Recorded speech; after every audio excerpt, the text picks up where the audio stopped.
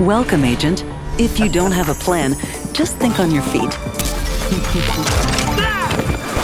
Extraction vehicle has arrived. Reach it as discreetly as possible. Deceive Inc. is set in a world where governments were prohibited from having intelligence services. So intelligence services became either freelance or the stuff of companies. Deceive Inc. is one of such companies. Spies are at the center of this game. The idea as we design agents is that they are the best of the best at what they do. They come from a lot of different backgrounds. I'm not a good shooter, so my go-to is Squire. I like his basic toolset, which is really good for entry-level players. And everyone doubted me, including myself. Chavez is a legend in the spy world. He's done a ton of missions. You can see him as kind of the action movie hero. Can't beat experience. I really love to play Larson because I'm a terrible shot and his gun fires fast, so I can do corrective shooting. And when things go sour, I can just disappear and try to relocate.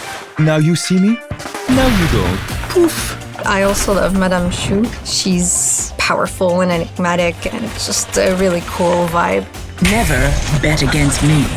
Kavaya, she's a detective. He sniffs out every enemy agent, but the thing with me is that I end up sniffing out everyone, but then I get killed because I can't capitalize on it. I'll get you next time. And then you have the NPCs, which are the people that you'll see the most. NPCs are what makes the game work. Without the NPCs, you couldn't hide in plain sight. You're always trying to blend in a crowd. And I think that's the fun part. You can disguise yourself as anyone. Does the NPC make me think he might be a player? Does that NPC fool me enough to think that it's not a player? It's really fun to do. What are you doing here? Then there's Iris, which is our artificial intelligence character, which is pretty much the narrator of the game. Cover lost. You are now sticking out like a sore thumb. Iris is a complex one. They are the center of Deceive Inc. We also want to really build Iris as the player's eyes and ears, pretty much. So they're always there, no matter the spy you choose. Everything about this game reeks style and super fun, engaging moment-to-moment gameplay. The forms are very more realist, but the textures and the colors are very bright, and we also add a little edge to all the shapes that kind of makes them pop. It's the classic spy fantasy. You're in a mansion at night. There's kind of that banquet going on, an auction going on. For Silver Reef, you're underwater in a hotel, that international location, kind of more close quarter with closer fights. Each of the maps has its own villain, and they all have very specific stories and reasoning and motives. Stop right there, criminal scum. I think just the gadgets are a great example of that little toy that we want to be able to interact with a lot of different things in the kind of sandbox of the game. I like the spyglass because then I don't have to go towards the intel to take it because I feel like I'm too obvious. The bouncing mat is an all-star classic. I'm a sucker for traversal and mobility, so having a tool that lets you bounce up or just push people away.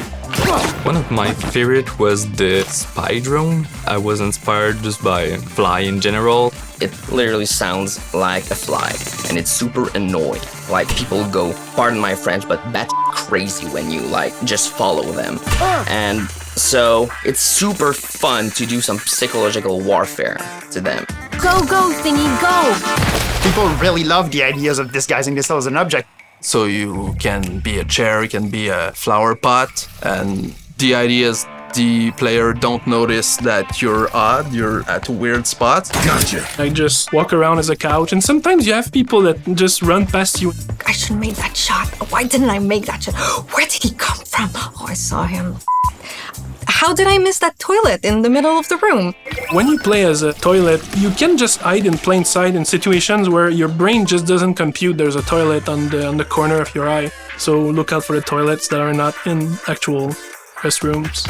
Wow, Agent, you make us proud. One thing that we are thinking about when we go into the future is that people will know the basics of the game. So we can start trying stuff that's really kind of a bit more shocking in character abilities.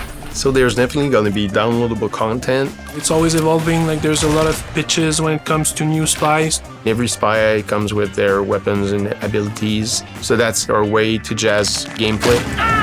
We want players that really want to invest in the game and make it their main multiplayer game or spend a lot of time in it, to be able to have a lot of skill ceilings that they can raise constantly. We don't make the game to be a funny game, but it happens to be because of the situation, the gameplay, the ridiculousness of how the system interacts together, and you see something happen and you're like, that's so dumb, but I love it. Woohoo! That's lit! Unusually well done. Virtual pat on the back, Agent. Keep it up.